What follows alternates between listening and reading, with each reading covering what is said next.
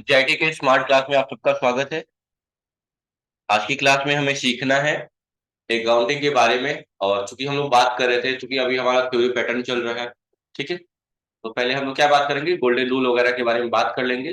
उसके बाद फिर हम कोई काम करेंगे, ठीक है। तो दिक्कत, तो मैंने कहा था कुछ वर्ड्स के बारे में डिस्कस कर रहे थे हम लोग, यही थी ना। तो कहाँ तक हो गया था, एडवांटेज तक हो गया था। हाँ, एडवांटेज डॉक्यूमेंट्री एविडेंस, यही था ना। ठीक। अब कैसे कैसे करेंगे काम, सुनिएगा जरा। एक कुछ फ्लोइंग चार्ट दिया हुआ है, कैसे कैसे काम करेंगे। जैसे आपको देखते नहीं है, फोटोसिंथेसिस के बारे में देता है कि पहला काम क्या होगा, या डाइजेशन की बात की जाती है तो डाइजेशन कहाँ स्टार्ट हो जाता है। डाइजेशन का मतलब समझते हैं ना, पाचन प्रक्रिया कहाँ से स्टार्ट होता है, मुंह से, माउथ से। माउथ से उसको ऐसे स्मॉल इंटेस्टाइन, लार्ज इंटेस्टाइन होता है ना। तो वैसे ही प्रोसेस हर चीज का होता है। तो कह रहा है कि अंडरस्टैंडिंग द ट्रांजेक्शन, पहले ट्रांजेक्शन को समझना है, फिर जर्नल एंट्री करना है, फिर लेजर की पोस्टिंग करनी है, ट्रायल बैलेंस बनाना है, प्रॉफिट एंड लॉस अकाउंट बनाना है, और तब लास्ट में क्या बनेगा हमारा। ये दिक्कत हो, जो पीछे जुड़ा हुआ है उसको बोलना, स्क्रीन दिख रही है ना। हाँ, इससे पहले नहीं दिख रही थी, इससे पहले दिख रही थी। हाँ, तो बोल क्यों नहीं रहे थे आप। सोचा क्लास खत्म हो जाएगा तब बोल देगा। मैंने शेयर किया था इससे पहले भी, वो पता नहीं क्यों जो बफरिंग हो रही है कट जा रहा है। ठीक है, कोई बात नहीं। तो एक बार फिर से मैं रिपीट कर दे रहा हूँ, ध्यान से देख लीजिए। मैंने कहा कि इसका तरीका क्या होगा। सबसे पहले हम लोग क्या करेंगे, पहले ट्रांजेक्शन को क्या करेंगे, समझेंगे। क्या करेंगे, ट्रांजेक्शन को समझेंगे, फिर जर्नल एंट्री करेंगे, फिर लेजर में क्या करेंगे, पोस्टिंग करेंगे, फिर ट्रायल बैलेंस, फिर प्रॉफिट एंड लॉस अकाउंट, फिर बैलेंस। कोई दिक्कत। तो इतने काम हमें करने होते हैं। तो बेसिकली सबसे इंपॉर्टेंट होता है ट्रांजेक्शन को समझना, कि ट्रांजेक्शन को कैसे समझे। आगे समझ में आ रही बात। मतलब कि अगर आपको गोल्डन रूल पता है तभी आप किसी ट्रांजेक्शन को ट्रेस आउट कर पाएंगे। क्योंकि अगर गोल्डन रूल नहीं पता होगा तो कोई ट्रांजेक्शन नहीं कर पाएंगे। ठीक है। और ट्रांजेक्शन सही होंगे तभी तो उसको रिकॉर्ड करने आप सीखेंगे। तो पहले ये आना चाहिए। ठीक है, चलिए आगे देखते हैं। तो हम बात करते हैं कुछ वर्ड्स की, अकाउंटिंग टर्म्स वर्ड की। तो जहां तक हम लोग कहा था वो हो गया था, एंटिटी ट्रांजेक्शन भी हो गया था। एसेट्स बता रहा था क्या, ट्रांजेक्शन तक बता दिया गया था। क्यों, ट्रांजेक्शन बाकी था। चलिए ठीक है। अरे कल ही बात हुई थी कि ट्रांजेक्शन दो लोग के बीच में होते हैं। ये बात कल ही कहा गया था। ट्रांजेक्शन अकेला तो कोई करेगा नहीं, दो व्यक्ति की जरूरत पड़ती है। वही कह रहा है, दो या दो से अधिक बिजनेस एंटिटी के बीच होने वाला लेन देन क्या कहलाता है, ट्रांजेक्शन। और मैंने कहा था इन्हीं ट्रांजेक्शन को अगर रिकॉर्ड किया जाए तो उसे क्या बोलते हैं, अकाउंट बोलते हैं। ये तो बताया था। और एग्जांपल में जैसे बताया था आपको, purchase of goods, receipt of money, payment to creditor. Creditors debitor क्या है, वर्ड आगे मैं समझाऊंगा, अभी फिलहाल में थोड़ा सा। ठीक है। कह रहा है एसेट्स क्या होते हैं, एसेट्स का मतलब होता है संपत्ति। क्या होते हैं, संपत्ति। कह रहा है वे सभी वस्तु, देख लो तुम लोग, गलती मेरी आ रही है क्या मेरे साथ ही होता है, क्या करें। ठीक है, दिख रहा है बाबू स्क्रीन पीछे। हाँ, लिख तो रहा है योर स्क्रीन इज लोडिंग। एक मिनट दियो, मैं कर रहा हूँ, कर रहा हूँ। अब तो दिख रहा होगा। हाँ, ठीक है, कैसे याद दिलाइएगा तो यहाँ पढ़ते रहिए, स्क्रीन में देखते रहिएगा। ठीक है, कोई दिक्कत है क्या। चलिए, अब क्या बात हो रही थी हमारी, ट्रांजेक्शन हो गया, एसेट्स की बात हो रही थी। आप समझिए मेरी बात है। जैसे इंस्टीट्यूट है ना, ये भी एक बिजनेस है, बिजनेस ही है। ठीक है। और डायरेक्टर इसके ऑनर है। ठीक है। तो अगर हम बात किया जाए इस बिजनेस का, यानी गायत्री इंस्टीट्यूट का एसेट्स क्या है, तो क्या बताएंगे आप। कंप्यूटर क्या है, मेन संपत्ति के रूप में क्या है यहाँ पे, कंप्यूटर। जैसे मान लो कोई व्यक्ति को, मतलब गेहूं जो वीट होता है, वीट, एक मिनट बात मत करिए। कोई व्यक्ति वीट, आप लोग थोड़े दिमाग से पैदल है क्या, क्लास लाइव है, क्या बोल रहे हैं आप लोग, बार बार मैं बोलता हूँ लाइव क्लास में मत बोला करिए। सुनिए मेरी बात ध्यान से। जो भी व्यक्ति जिस चीज का बिजनेस करता है, वह चीज उस मतलब व्यक्ति के बिजनेस की क्या कहलाती है, संपत्ति कहलाती है। मान कोई गेहूं का बिजनेस करता है यानी वीट का, तो संपत्ति क्या कहलाएगी उसकी? वीट कहलाएगी। कोई जूता, स्लीपर जो भी है इसका करता है तो क्या कहलाएगा? वही चीज। मतलब जिस चीज की आप बिजनेस करते हैं, जिस चीज का बिजनेस करते हैं, वो आपके बिजनेस के लिए क्या कहलाता है? संपत्ति कहलाता है। तो जैसे अगर हम बात करें यहाँ इंस्टीट्यूट में, तो जो भी चीज आपको दिख रही है वो संपत्ति ही है। जो डेस्क है संपत्ति है, एक कंप्यूटर है संपत्ति है, एक प्रोजेक्टर बोर्ड है संपत्ति है, प्रोजेक्टर है संपत्ति है। कोई भी चीज, बिजनेस को चलाने के लिए जितनी चीजें उपयोगी है, सुन लीजिए आप ध्यान से, बिजनेस को चलाने के लिए जितनी चीजें उपयोगी हैं सब क्या कहलाएंगी? संपत्ति कहलाएंगी। जैसे बिजनेस चलाने के लिए खड़े हो और बोले बिजनेस चलाने के लिए क्या क्या चीजें उपयोगी हो सकती है, कुछ बताइए। बिजनेस चलाने के लिए सबसे पहला काम क्या क्या चीज आपके पास होना चाहिए? डॉक्यूमेंट होना चाहिए पहले तो, जीएसटी लेना पड़ेगा बिजनेस पहले ही? अच्छा चलिए ठीक, संपत्ति की बात कर रहा हूँ। संपत्ति में सब जिस का बिजनेस करना चाहते हैं उसका प्रोडक्ट होना चाहिए। प्रोडक्ट बिना प्रोडक्ट के थोड़ी बिजनेस कर रहे हैं। मैं मतलब बिजनेस का स्टार्टअप पॉइंट क्या होना चाहिए, क्या क्या होना चाहिए आपके पास, तब आप बिजनेस स्टार्ट कर सकते हैं, मैंने यही कहा। पहले से अपना रूम होना चाहिए, रेंट का रूम होना चाहिए, उसमें प्रोडक्ट होना चाहिए। कैसे प्रोडक्ट पे पहुंचे? बिजनेस किया जाएगा बाद में। मैंने कहा पहले बिजनेस चलाने के लिए क्या क्या चीजें उपयोगी है, क्या क्या चीजें जरूरी होना चाहिए, तब आप बिजनेस स्टार्ट कर सकते हैं।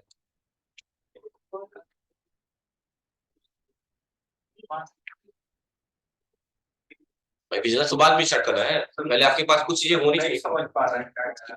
अब इसमें क्या समझाओ?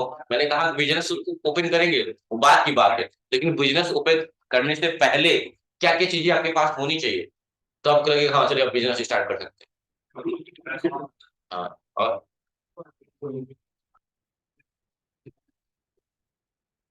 बिजनेस के बारे में जानकारी, संपत्ति जानकारी। संपत्ति नहीं है। आप पूछ रहे हैं बिजनेस स्टार्ट करने के लिए क्या क्या होना चाहिए। तो इंसान कुशल होगा तभी तो बिजनेस स्टार्ट करेगा, कोई बिजनेस करेगा रास्ते में वो पगला कर देगा क्या? भाई लॉजिकली मैंने ये पूछा सिर्फ कि बिजनेस आप होशियार है, मैं मान गया। मैंने ये कहा कि आप बिजनेस स्टार्ट करना चाहते हैं तो पहले आपके पास क्या क्या चीजें होना जरूरी है। मैंने नहीं कहा कि आपकी पास बुद्धि है, बुद्धि तो आपके पास है तभी तो आपको मैंने कहा है बिजनेस स्टार्ट करिए। लेकिन बिजनेस स्टार्ट करने से पहले आपके पास क्या क्या चीज, मतलब जो मेन स्रोत है, सोर्स है बिजनेस के, क्या क्या है?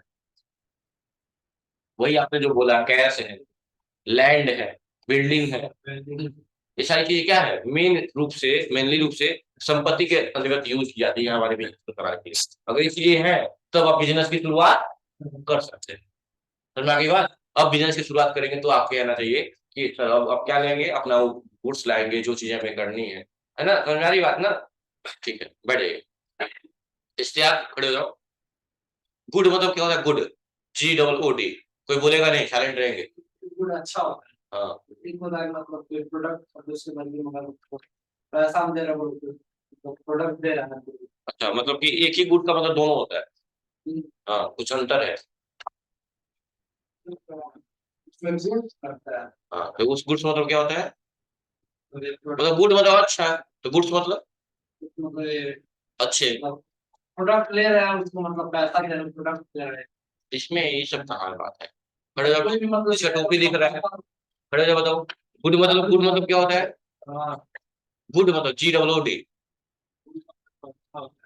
गुड्स मतलब सामान सामान। वेरी गुड मतलब अच्छा, और गुड्स मतलब क्या होते हैं?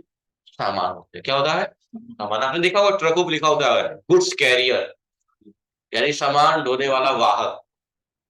वाहक, समझ में आ गई बात? तो गुड्स मतलब क्या होता है? सामान। क्योंकि कॉमन चीजें हैं जो आपसे कोई पूछे कि अकाउंटिंग पढ़ते हो ना, उनको गुड्स मतलब क्या होता है, ताकत ये अच्छे, तो समझ जाएगा कि हम आप मन से पढ़े अकाउंटिंग। ठीक है, कुछ बच्चे ऐसा भी होता है पूरा अकाउंटिंग पढ़ने के बाद पूछे गुड मतलब कहते हैं अच्छे, क्योंकि गुड मतलब अच्छा तो गुड्स मतलब अच्छे। तो ये सब दिमाग में रखना है सब, इसीलिए मैं पहले ही सारी वर्ड के बारे में पहले आपको बताना चाहता हूँ। बैठ जाइए आप लोग, सारी वर्ड के बारे में बताना चाहता हूँ। आप लोग खड़े मत होइएगा, बैठे बैठे बताइएगा, ठीक है? क्योंकि मैं थोड़ा समझ सकता हूँ आप लोग की, मेरी हमदर्दी आप लोग के साथ है, ठीक है? आगे क्वेश्चन में चले तो समझिएगा यार, ये वर्ड्स मैं एक एक करके बता रहा हूँ, अकाउंटिंग टर्म में क्या क्या वर्ड आएंगे, हर एक वर्ड का मतलब क्या है समझिएगा दिमाग में, ठीक है? एसेट्स के बारे में समझ में आ गया। जो व्यक्ति जिस चीज का बिजनेस करता है वह वस्तु उस बिजनेस की क्या कहलाती है? संपत्ति कहलाती है। बात क्लियर है? ठीक। और जितनी चीजें आपको ये दिख रही है सब क्या है? संपत्ति। ठीक है, जैसे एग्जांपल में दिया हुआ है कि क्या, मनी हो गया या फिर पहले उसका कंप्यूटर हो गया, कैश हो गया, कुछ चीजें यहाँ दी हुई है, तो देखिएगा ध्यान से क्या है, सुनिएगा। एसेट्स को मुख्य दो भागों में बांटा गया। कितने भागों में बांटा गया? दो टाइप के एसेट्स दिए गए यहाँ पे। एक तो फिक्स एसेट और एक दिए है करेंट एसेट। फिक्स एसेट का मतलब क्या होता है? जिसकी लाइफ स्पान ज्यादा होती होगी। लाइफ स्पान समझ रहे हैं ना, समय अवधि। और कुछ ऐसी संपत्ति होती है जो समय के बाद खराब हो जाती है, हट जाती है, खत्म, विलुप्त हो जाती है। कह रहा है कि एसेट्स, ऐसे एसेट्स जिसको किसी बिजनेस में लंबे समय तक प्रयोग किया जा सके, उसे क्या कहा जाता है? फिक्स एसेट कहा जाता है। जैसे कि लैंड हो गया, जमीन लेते हैं तो कुछ दिन के बाद खराब हो जाता है। बिल्डिंग हो गई, मशीनरी हो गई, प्लांट हो गया, फर्नीचर हो गया। ये प्लांट का मतलब पौधा नहीं है, तो चीनी बैठाता है, कोई चीज बैठाता है तो उसको बोलते हैं प्लांट, ठीक है। करंट एसेट में क्या है? करंट ऐसे एसेट जो शॉर्ट टर्म बेसिस पे होते हैं, ठीक है। जैसे स्टॉक, बिल, रिसीवेबल हो गया, कैश हो गया, बैंक हो गया, बैलेंस हो गया, ये भी तो एसेट्स है। कैश भी क्या है? कैश भी क्या है? कैश एसेट्स है, संपत्ति का है। समझा की बात है? तो ऐसी चीजों को क्या बोलते हैं? करंट एसेट बोलते हैं। क्या बोलते हैं? जिनकी समय अवधि क्या होती है? कम। और फिक्स एसेट क्या होते हैं? जिसकी समय अवधि थोड़ी ज्यादा। ठीक है, एग्जाम्पल आगे चले, ठीक है। कह रहे लाइबिलिटीज क्या होता है? सुनिएगा, लाइबिलिटीज का हिंदी होता है दायित्व। क्या होता है? दायित्व। सुनिएगा यार, दायित्व एक जिम्मेदारी समझ सकते हैं। जैसे समझिएगा, अगर आप किसी व्यक्ति से पैसा उधार ले रहे हैं, तो आपकी जिम्मेदारी क्या बनती है?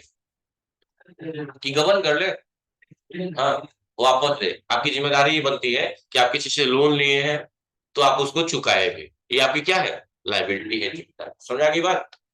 एग्जाम्पल में बेस्ट है, आपने देखा होगा कि शादी विवाह में अक्सर गांव में होगा, घर की लड़कियां जो होती है वो गांव में घूम घूम के बेलन चौकी मांग लाती हैं। लोग अलग अलग निशान लगाने का तरीका भी होता है उन लोगों का पहचाने का। फिर उस लड़की, जो भी लड़की या लड़का जो भी मांग के लाता है सबके घर से, फिर उसकी रिस्पॉन्सिबिलिटी यानी लाइबिलिटी क्या बनती है? कि जैसे ही शादी के अगले दिन वो जिसके जिसके घर से बेलन चौकी जो चीज लाया है, वापस उसके घर जाकर क्या करे? रिटर्न करे। ये उसकी क्या है?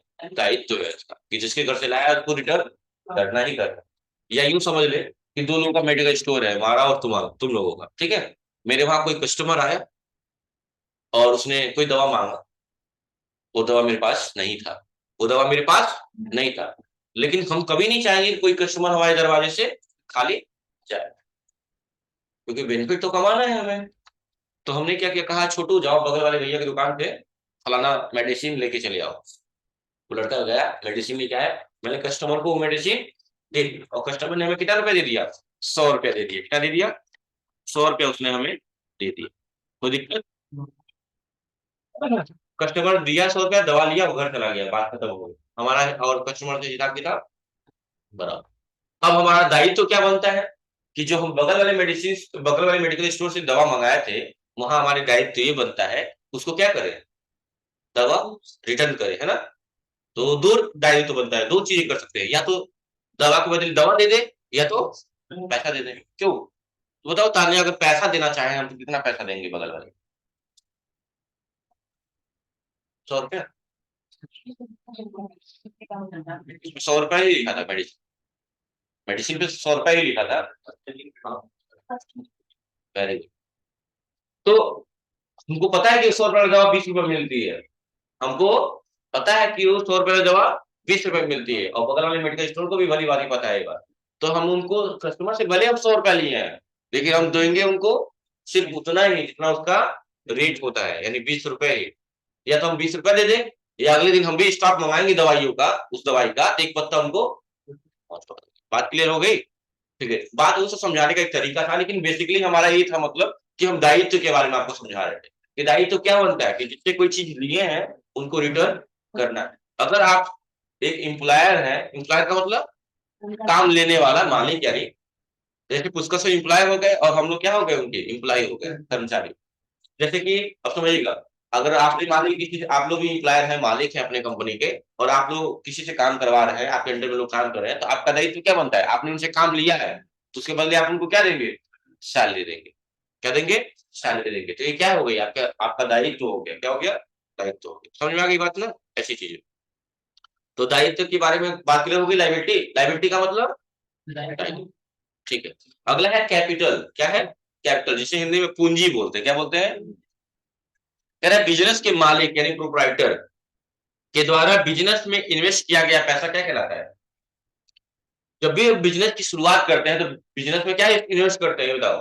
पैसा इन्वेस्ट करते हैं ना। उस चीज को हम बोलते हैं कैपिटल। क्या बोलते हैं? कैपिटल यानी पूंजी लगाना। क्या बोलते हैं? पूंजी लगाना। बात क्लियर है? कोई डाउट यहाँ तक? याद रखिएगा कि जब भी बिजनेस की शुरुआत होती है तभी कैपिटल की बात आती है, अन्यथा नहीं। समझ आ गई बात? और एक लाइन दिया हुआ है कि अगर मान लो जो पैसा लगाया है, कैपिटल लगाया है, अगर इंक्रीज होता है तो क्या कहलाएगा? Increase capital. और डिक्रीज होगा तो ठीक।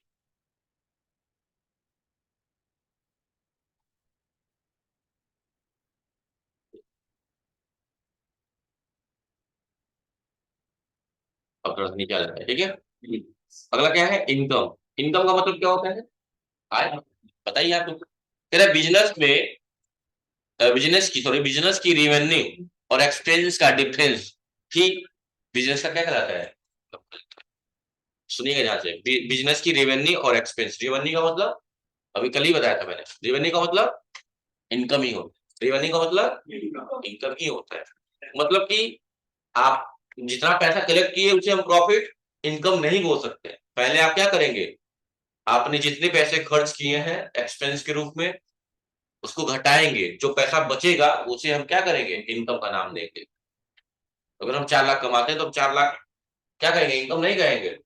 उस पे हमारा जो तेल भाड़ा जाता आना जाना लगता है, जो भी किराया भाड़ा देते हैं, चीजें सब घटाने के बाद जो पैसा बचता है उसे हम क्या बात क्लियर है? उन दोनों का अंतर। अंतर का मतलब क्या होता है? अंतर का मतलब क्या है? घटाना। डिफरेंट। वही ना, घटाएंगे तभी तो अंतर आएगा। वही। अगला एक्सपेंडिचर है गुड्स को प्रोड्यूस यानी उत्पादन करना। सुनिएगा ध्यान से। तथा गुड्स की सेल या सर्विस करने में होने वाले खर्च को क्या बोलते हैं? यानी ऐसे खर्चे जो किसमें होते हैं? गुड्स को बनाने में या किसी को सर्विस प्रोवाइड करने में, उसे हम क्या बोलते हैं? एक्सपेंडिचर बोलते हैं। क्या बोलते हैं? इसके यानी एक्सपेंस के ही रिलेटेड है, ये भी अलग नहीं है। लेकिन यहाँ एक्सपेंडिचर बोलते हैं। क्या बोलते हैं?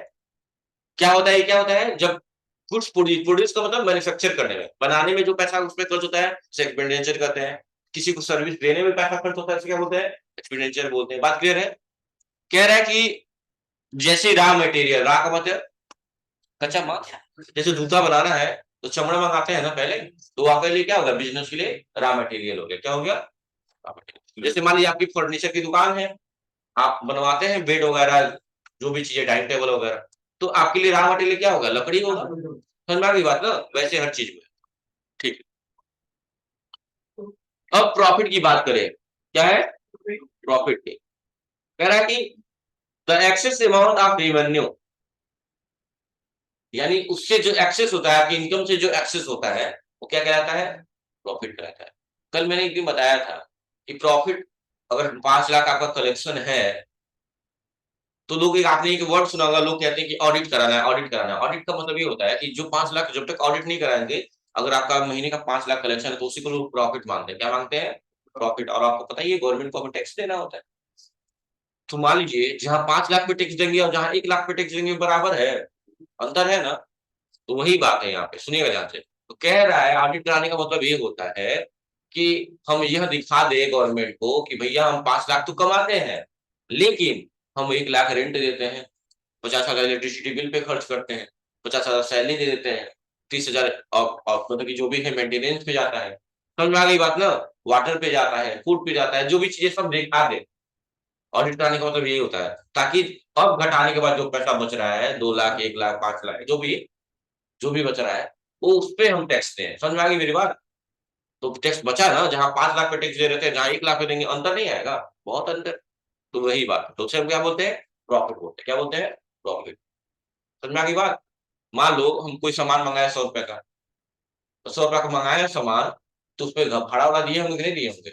100 रुपए का सामान मंगाया, 20 रुपए बेच दिए, 120 रुपए, 120 रुपए फायदा हो गया? नहीं। हम क्या करें? 20 रुपए भी नहीं हुआ। पहले तो हम 100 रुपए घटा देते का सामान था, तेल भाड़ा जितना लगाया उस पर घटा दे, उस रेशियो से। मतलब बहुत सा एक ही सामान तो मंगाया नहीं होगी।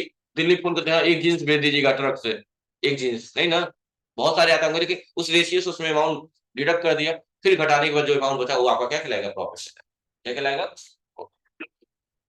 अगला है गेन। गेन का मतलब चीजों को बढ़ाना, समझ रहे हैं, बढ़ोतरी करना। कह रहा है कि किसी भी ट्रांजेक्शन से प्राप्त होने वाला प्रॉफिट क्या कहलाता है, यानी प्रॉफिट ही क्या कहलाता है, गेन कहलाता है। वो हमारे बिजनेस के कैपिटल को गेन करता है। समझ में आ गई बात ना भाई। बढ़िया प्रॉफिट होने का मतलब हमारी पूंजी बढ़ेगी ना। ठीक है। कह रहा है कि जो आकस्मिक प्राप्त हो, जैसे सेल ऑफ, आकस्मिक प्राप्त मतलब समझ रहे हो, सडनली, जिसकी आपने एक्सपेक्ट नहीं की थी, उम्मीद नहीं की थी, वो पैसे मिल जाए, वो भी है। कह रहा है कि जैसे मीनिंग आप कोर्ट केस, कोई कोर्ट में केस जीत गए तो लोग खुश होकर नहीं होते, 10 लो 1 लाख रुपया बोनस, ले जाओ एंजॉय करो। अरे बहुत लोग कमाते हैं अजीब गरीब, समझ रहे हो। जैसे कभी कभी देखा होगा, आप कहीं हेयर कट लेने जाते हैं और सामने वाला हेयर कट इतना मस्त करता है, तो अगर वो आपसे 50 भी मांगेगा तो आप 60-70 दे के आते हो। क्यों? क्योंकि आप खुश रहते हो उसके उसके काम से।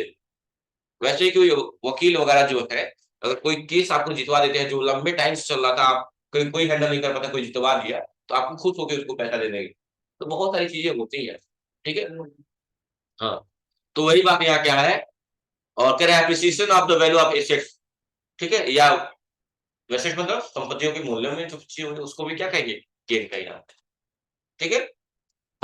लॉस क्या होता है, लॉस का मतलब, वेरी गुड, क्या कह रहा है,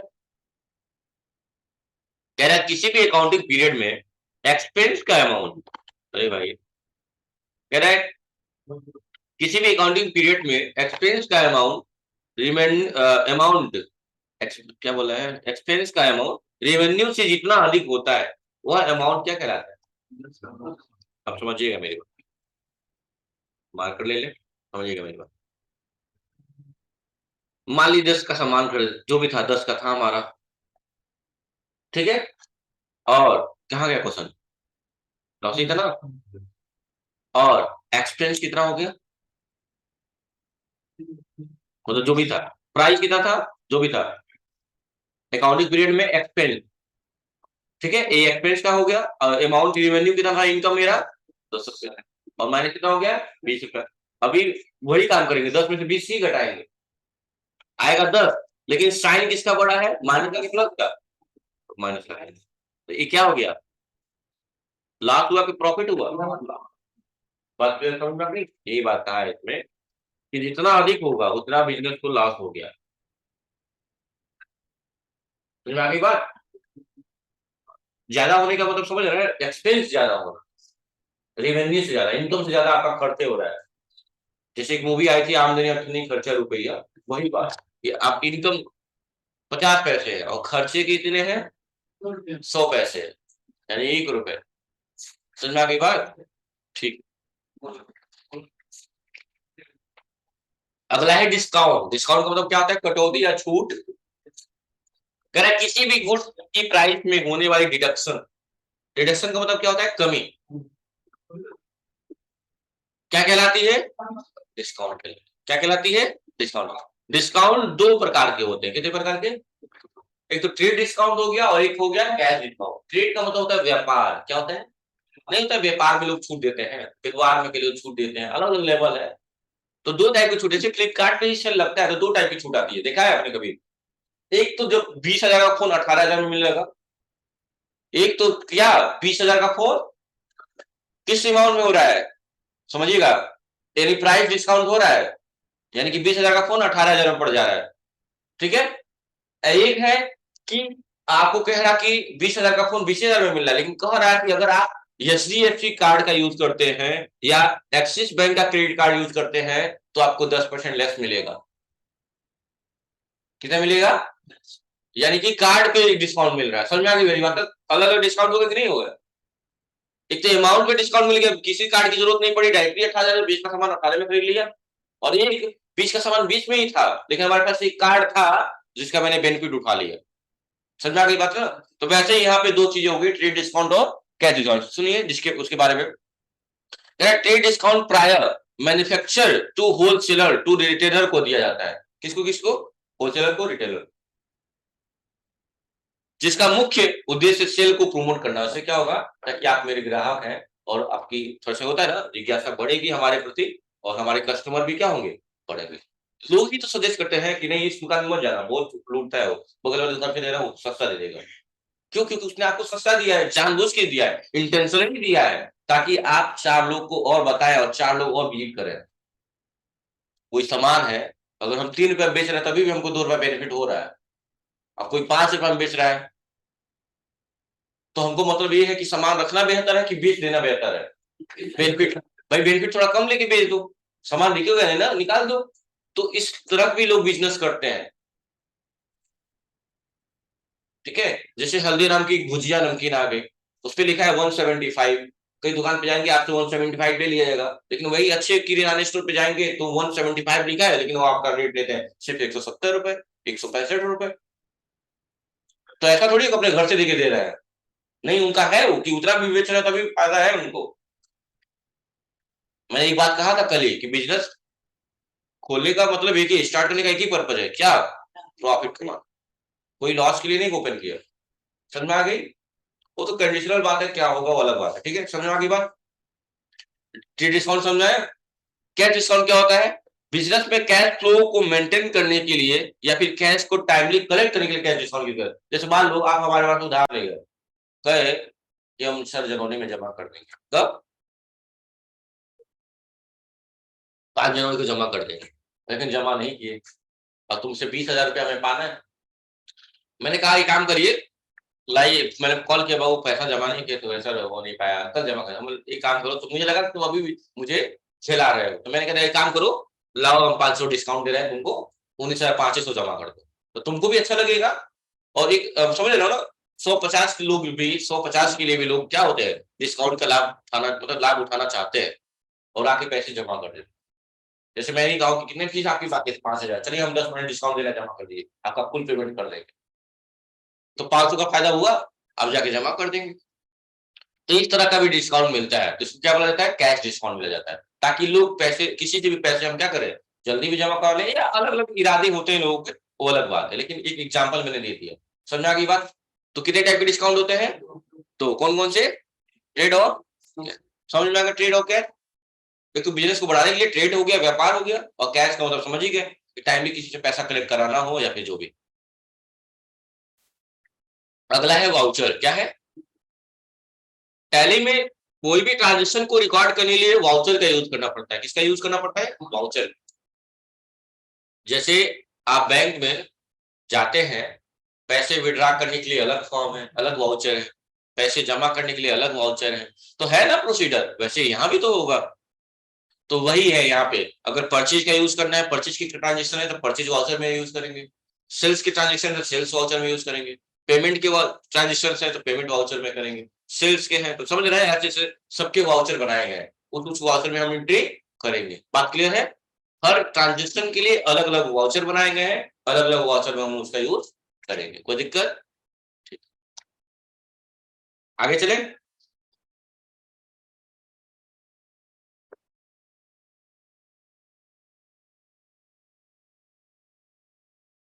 अगला है गुड्स। तो अभी जस्ट कुछ टाइम पहले ही बताया मैंने, गुड्स का मतलब सामग्री यानी सामान। ठीक है, व्यापारी जिस वस्तु का व्यापार करता है वह वस्तु बिजनेस के लिए गुड्स कहलाता है। दूसरे शब्दों में बिजनेस में पुनः सेल करने के उद्देश्य से खरीदी गई वस्तु क्या कहलाती है? गुड्स। क्या कहलाती है? भाई कई लोग खरीद के दोबारा बेचते भी हैं, कई लोग खरीद के घर ले आते हैं, तो दो टाइप के है ना, वही बात। ठीक है,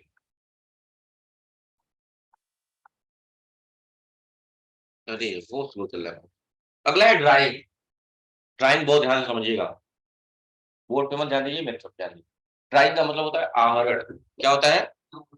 आवरण नहीं मेरे भाई, आहरण। आहरण, आहरण।